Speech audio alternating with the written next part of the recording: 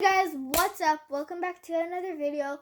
So I know we're all really bored at home during the coronavirus and the social distancing and everything that's going on, but one idea to have fun is to make DIYs. And by DIYs, I could mean anything. I could mean like a drawing or just anything.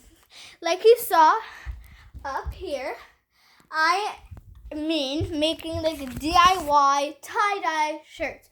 So I don't have my tie-dye colors anymore and my bottles. So guess what? I'm using nail polish. Use nail polish, cover the surface that you're working on because it stains.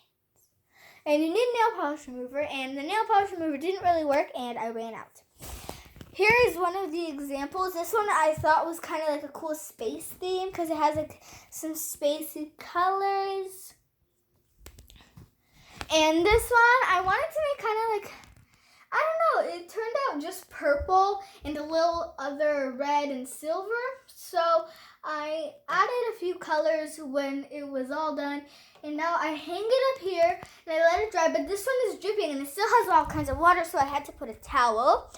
And I just want to show you guys, to tell you guys to stay positive and stay happy because we can get through this and we will get through this. All right, guys? I love you. Bye.